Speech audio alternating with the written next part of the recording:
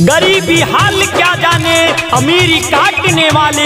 जी हाँ, मेरे ग्राम पंचायत राज वृंदावन निर्वाचन क्षेत्र संख्या 11 वार्ड नंबर 3 के तमाम जनता मालिकों, आप सबों के बीच आप ही के लाडली, आप ही के लोकप्रिय उम्मीदवार वसीमा खातून पति मोहम्मद सिराज अहमद आ रहे हैं भावी वार्ड सदस्य पद के प्रत्याशी के रूप में। जी हाँ, मेरे प्यारे मतदाता मालिकों, बंधुओं, साथियों, मजदूर, किसान, नौजवानों, आइए आइए हम और आप सब मिलकर चलते हैं विकास के ओर। और ग्राम पंचायत राज वृंदावन निर्वाचन क्षेत्र संख्या 11 वार्ड नंबर 3 से अपने ही लोकप्रिय चहेते उम्मीदवार वसीमा खातून पति मोहम्मद सिराज अहमद को भारी से भारी मतों से विजयी बनाकर वार्ड नंबर 3 का वार्ड सदस्य बनाए और अपने गली मोहल्ले में चौतरफा विकास करवाइए, विकास की लहरें लाइए, विकास के गंगा बहाइए। जी हाँ, मेरे प्यारे मतदाता मालिकों, वसीमा खातून पति मोहम्मद सिराज अहमद चल पड़े हैं विकास के मार्ग पर। तो आइए हम और आप एकजुट होकर यह संकल्प ले, इस बार बदलाव कीजिए अपने समाज में और विकास लीजिए। वार्ड नंबर 3 में संपूर्ण सर्वांगीण विकास कीजिए।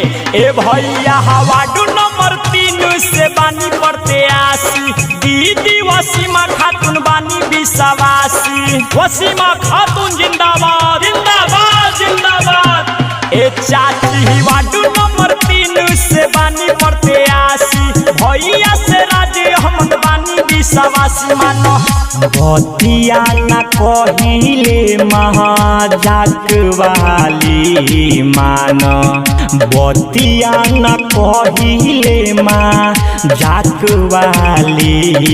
हो जीता जाई है तो, हाँ जीता जाई है तो, हो जीता जाई है, विकास होई गली गहली, वसीमा खातून के मिलके सबे वोट डाली। हो जीता जाई है, विकास होई गली गली।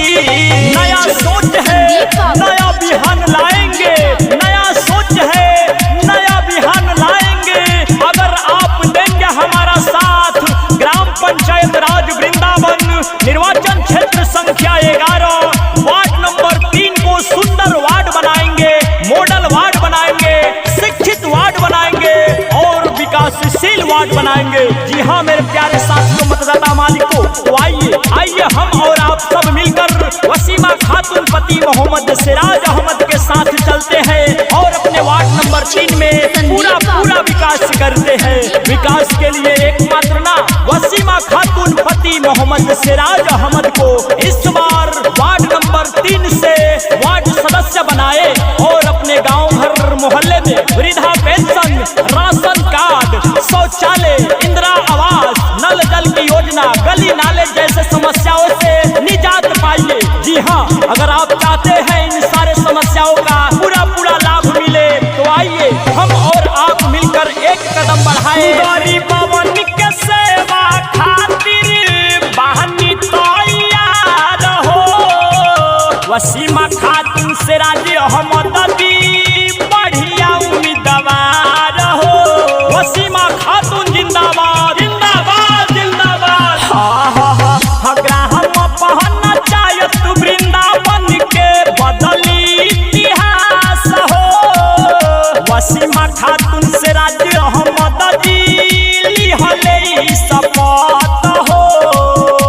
तबनी वृद्धा पेंशन, राशन कार्ड हाली हाली मिली, इंदिरा आवास अब हाली हाली। हाँ जीता जाई है तो, हो जीता जाई है तो, हाँ जीता जाई है, विकास होई गली गहली, वसीमा खातून के मिलके सबे वोट डाली। हो जीता जाई है, विकास होई हाली हाली। आपकी उम्मीदों पे आज नहीं आने देंगे, आपकी उम्मीदों पे आज नहीं आने देंगे।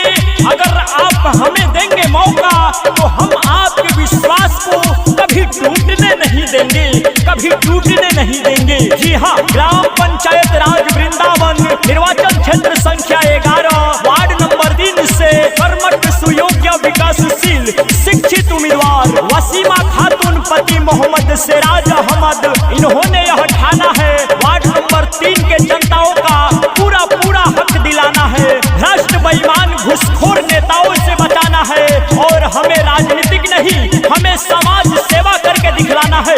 जी हाँ, तो आइए मतदाता मालिकों, चलते हैं वसीमा खातून और मोहम्मद सिराज अहमद के साथ और वार्ड नंबर 3 को सुंदर वार्ड बनाते हैं। चौतरफा विकास हेतु आप चुने वसीमा खातून पति मोहम्मद सिराज अहमद को।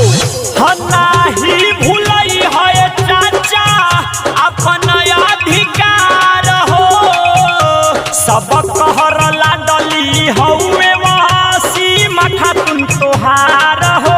वसीमा खातून जिंदाबाद जिंदाबाद जिंदाबाद। वार्ड पद के बानी उम्मीदवार रही, वार्ड संख्या 3 से दीह ध्यान भैया साबगी नगीन के।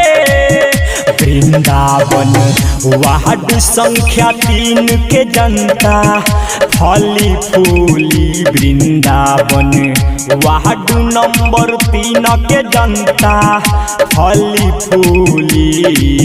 जीता जाई है तो हो, जीता जाई है तो हाँ, जीता जाई है। विकास होई गली गहली, वसीमा खातून के मिलके सबे वोट डाली हो। जीता जाई है, विकास होई गली गली। वसीमा खातून जिंदाबाद जिंदाबाद जिंदाबाद। मोहम्मद सिराज अहमद जिंदाबाद जिंदाबाद जिंदाबाद। ग्राम पंचायत राज वृंदावन के जनता जिंदाबाद जिंदाबाद जिंदाबाद। वार्ड नंबर 3 के जनता जिंदाबाद जिंदाबाद जिंदाबाद। क्षेत्र संख्या 11 के जनता जिंदाबाद जिंदाबाद जिंदाबाद। कोहिनूर म्यूजिक स्टूडियो, बखरी बाजार।